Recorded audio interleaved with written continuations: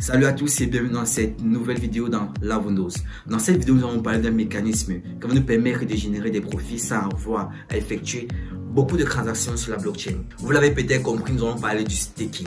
En réalité, le staking est un mécanisme qui permet à vous et à moi de prendre nos cryptos et de les bloquer sur un smart contract pour pouvoir générer des bénéfices.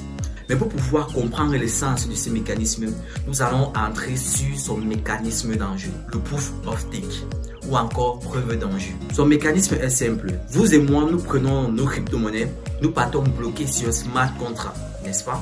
Et ensuite, le protocole de ce smart contract se charge donc de donner de façon aléatoire la capacité à certaines personnes de valider les transactions sur la blockchain. Pour pouvoir être facilement choisi pour valider les transactions, beaucoup de critères sont importants, dont la majorité est le nombre de tokens que vous avez décidé de staker. Plus vous avez de tokens à staker, plus vous avez des chances d'être choisi pour valider les transactions. C'est donc là la différence entre la preuve de travail et la preuve d'enjeu, parce que dans la preuve de travail, ce sont les participants qui entrent en compétition pour pouvoir créer de nouveaux blocs. Tandis que dans la preuve d'enjeu ou proof of stake, le protocole on se charge de distribuer de façon aléatoire la capacité aux personnes de valider les transactions. C'est donc ainsi que la mise, c'est-à-dire les enjeux qu'ils ont mis, n'est-ce pas, leur donne donc la capacité de participer à la sécurisation du réseau. Mais s'ils échouent à la sécurisation du réseau, le protocole peut de façon technique les sanctionner, soit en faisant une destruction partielle, soit en faisant une destruction totale de leur token. Vous l'avez compris, pour pouvoir donc participer au staking, l'un des critères fondamentaux est le nombre de tokens que vous pouvez staker. C'est ainsi donc que les particuliers et les investisseurs qui n'ont pas assez de fonds peuvent donc se réunir entre eux pour pouvoir amasser assez d'argent et participer au processus de staking. C'est ce qu'on appelle les pools de staking. Mais il faut comprendre que la conception des pools de staking demande important et du matériel important. C'est donc ainsi donc que les pools de staking s'auto-rémunèrent à partir des prélèvements d'un petit pourcentage sur vos gains que vous aurez reçus. Pour pouvoir faire du staking, on peut utiliser soit un exchanger, soit un portefeuille, soit une plateforme de staking appropriée, soit directement sur la DeFi, soit directement à partir des applications d'app. Il y a aussi un autre type de staking qu'on appelle le staking off-chain, généralement sous le nom de cold staking, qui permet donc aux investisseurs qui gèrent leurs cryptos directement sur le cold wallet, c'est-à-dire le portefeuille qui est directement déconnecté de la blockchain, de pouvoir effectuer du staking sans avoir à envoyer leurs tokens sur la blockchain. Ce qui leur permet donc de vérifier la sécurité du réseau sans avoir à déplacer les fonds et à garder les tokens en sécurité. Toutes les crypto-monnaies ne peuvent pas être stakées à cause des mécanismes de consensus.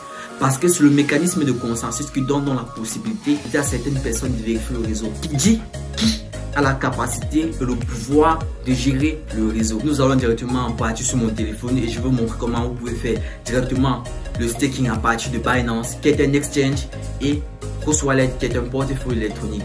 Et ceci dit, nous avons la possibilité dans les deux cas de recourir à des pools de staking. Alors passons directement sur mon téléphone, je vous montre comment ça se passe. Ok, arrivé dans Cross Wallet, n'est-ce pas, on va choisir une paire. On va choisir la paire sur laquelle on veut staker. Moi par exemple, je vais prendre le Solana, n'est-ce pas. Arrivé sur Solana, directement on va voir envoyer, recevoir et miser. Dans cette vidéo, ce qui nous concerne, c'est le staking. Donc on va aller sur miser. Arrivé ici, on nous montre premièrement le nombre de Solana disponible. Ici on voit 0, le nombre de Solana jalonné, c'est-à-dire le nombre de Solana que vous avez mis à staker. Ici on voit 0,24 sol. Ensuite on voit le montant minimum pour faire du staking du Solana, qui est de 0,01 sol. Ensuite l'APR, qui est le ratio, le pourcentage de gain annuel précis. Le précis c'est annuel, c'est de 6,32% annuel. Puis on voit ici en bas miser, on clique sur miser. Arrivé ici, on vous demande directement de sélectionner le nombre de Solana que vous voulez mettre en staking. Ou vous pouvez directement cliquer sur maximum pour sélectionner le tout. Juste en bas, on vous présente les validateurs possibles. Donc les validateurs sont, comme je vous disais, des pools de staking qui vont vous permettre d'effectuer le staking avec votre argent. Lorsque donc vous finissez donc de sélectionner les validateurs, vous pouvez par exemple prendre le Logis, n'est-ce pas. Dès que j'ai fini de sélectionner mon validateur, je reviens et je clique sur continuer. Bon, moi je n'ai pas de staking, normalement vous cliquez sur continuer et ensuite vous validez la transaction rapidement. Bon les amis, c'est comme si Binance dérange un peu. Bon, je ne sais pas pourquoi Binance Binance ne donne pas dans mon téléphone, mais je vais faire une petite vidéo pour vous montrer comment faire du staking directement sur Binance à partir de votre téléphone Android. Si vous voulez une vidéo pour montrer comment acheter les crypto-monnaies directement à partir de Orange Money, Mobile Money, n'hésitez pas à mettre un commentaire et je ferai ça pour vous. Tout investissement comporte des risques. Veuillez vous renseigner, vous informer et vous cultiver avant de faire un investissement.